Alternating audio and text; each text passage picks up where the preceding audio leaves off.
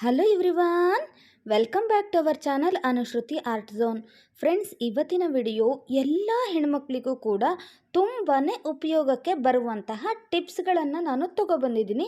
ಇಲ್ಲಿ ಕೆಲವೊಂದಿಷ್ಟು ಟಿಪ್ಸ್ಗಳನ್ನು ತೋರಿಸ್ತಾ ಇದ್ದೀನಿ, ಅದು ಕೂಡ ಈ ಡಬಲ್ ಸೈಡ್ ಪ್ಲಾಸ್ಟರ್ನ ಯೂಸ್ ಮಾಡಿಕೊಂಡು. ಏನಪ್ಪ ಇದು ಡಬಲ್ ಸೈಡ್ ಪ್ಲಾಸ್ಟರ್ನ ಯೂಸ್ ಮಾಡಿಕೊಂಡು ಹೆಣ್ಮಕ್ಳಿಗೆ ಏನು ಉಪಯೋಗ ಅಂತೀರಾ? ತಾಳಿ ತೋರಿಸ್ತೀನಿ ನೋಡಿ. ಈ ರೀತಿ ನಾವು ನೆಕ್ಲೆಸನ್ನು ಹಬ್ಬಗಳಲ್ಲಿ ಹಾಕ್ಕೋತೀವಲ್ವಾ, ಈ ರೀತಿ ನೆಕ್ಲೆಸನ್ನು ಹಾಕ್ಕೊಂಡವಾಗ ನಾವು ಹೇಗೆ ಹಾಕ್ಕೊಂಡಿರ್ತೀವಲ್ವ ಹಾಗೇ ಇರೋದಿಲ್ಲ. ಸ್ವಲ್ಪ ಹೊತ್ತಿಗೆ ಆಲ್ರೆಡಿ ಅದು ಆಚೆ ಈಚೆ ಆಗಿಬಿಡುತ್ತೆ ನೋಡಿ. ಹೀಗೆ ಇರಬೇಕು ಅಂದರೆ ಅದು ಇರೋದೇ ಇಲ್ಲ. ನಾವು ಹೇಗೆ ಹಾಕ್ಕೊಂಡಿರ್ತೀವಲ್ವ ಆ ರೀತಿ ಇರೋದೇ ಇಲ್ಲ.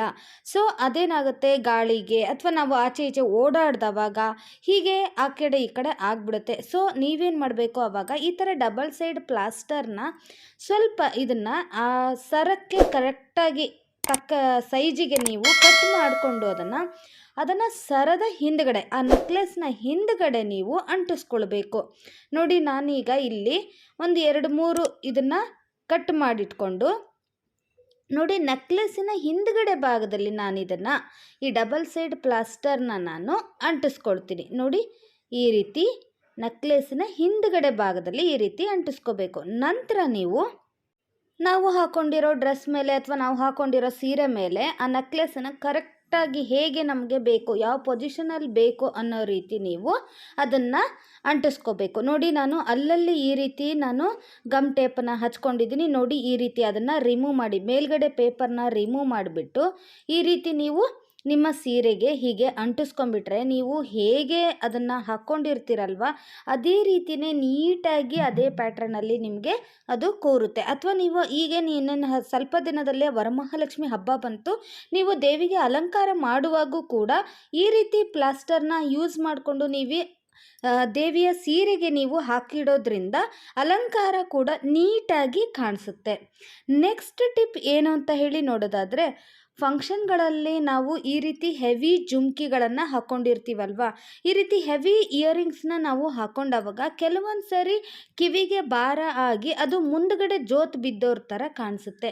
ಆ ರೀತಿ ಕಾಣಬಾರ್ದು ಅಂದರೆ ನೀವೇನು ಮಾಡಬೇಕು, ಜಸ್ಟ್ ಸಿಂಪಲ್ಲಾಗಿ ನೋಡಿ ಈ ರೀತಿ ಡಬಲ್ ಸೈಡ್ ಪ್ಲಾಸ್ಟರ್ನ ಸ್ವಲ್ಪವೇ ಸ್ವಲ್ಪ ಅದನ್ನು ಕಟ್ ಮಾಡ್ಕೊಂಡ್ಬಿಟ್ಟು ಅದನ್ನು ನಾವು ಇಯರಿಂಗ್ಸ್ ಹಾಕ್ಕೊಂಡ್ಬಿಟ್ಟು ನೆಕ್ಸ್ಟ್ ಕೊನೆಗೆ ಇಯರಿಂಗ್ಸ್ ಹಾಕ್ಕೊಂಡಿದ್ದು ಲಾಸ್ಟಿಗೆ ನೀವು ಈ ರೀತಿ ಡಬಲ್ ಸೈಡ್ ಪ್ಲಾಸ್ಟರ್ನ ಅದಕ್ಕೆ ಚುಚ್ಚಿ ಈ ರೀತಿ ಹಾಕ್ಕೊಂಡು ನೆಕ್ಸ್ಟ್ ಅದನ್ನು ಹುಕ್ಕನ್ನು ನೀವು ಈ ರೀತಿ ಹಾಕ್ಕೊಂಡ್ಬಿಟ್ರೆ ನೋಡಿ, ಅದು ಗ್ರಿಪ್ಪಾಗಿ ನೀಟಾಗಿ ಈ ರೀತಿ ಕೂರುತ್ತೆ, ಜೋತ್ ಬೀಳೋದಿಲ್ಲ. ಇದು ಕೂಡ ತುಂಬಾ ಯೂಸ್ ಆಗುತ್ತೆ ಅಂತ ಹೇಳಿ ನಾನು ಭಾವಿಸ್ತೀನಿ.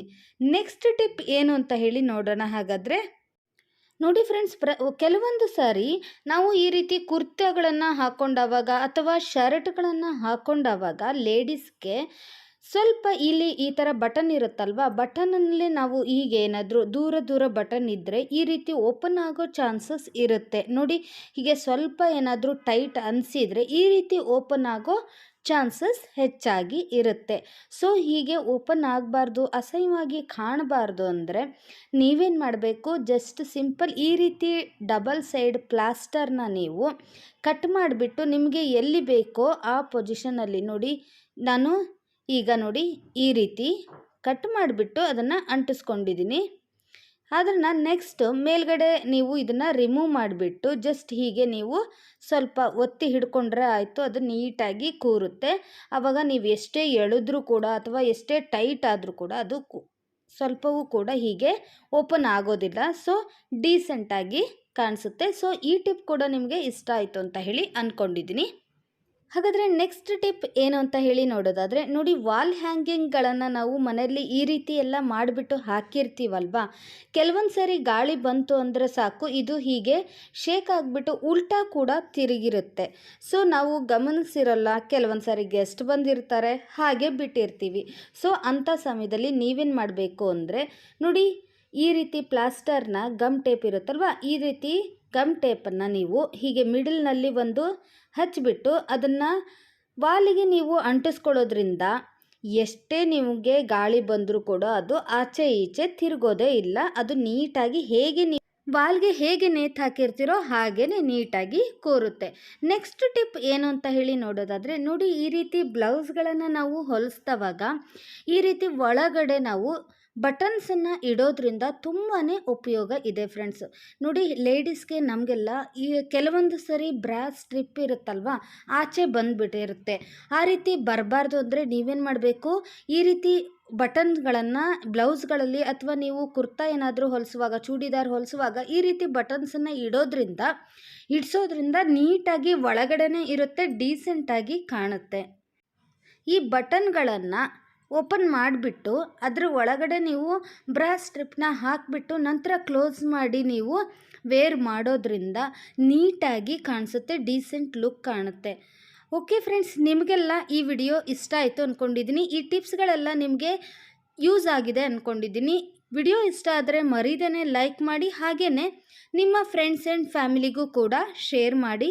ಸಿಗೋಣ ಹಾಗಾದರೆ ಮತ್ತೊಂದು ಇಂಟ್ರೆಸ್ಟಿಂಗ್ ಹಾಗೆಯೇ ಯೂಸ್ಫುಲ್ ವಿಡಿಯೋ ಒಂದಿಗೆ. ವಿಡಿಯೋ ನೋಡಿದ್ದಕ್ಕಾಗಿ ಧನ್ಯವಾದಗಳು.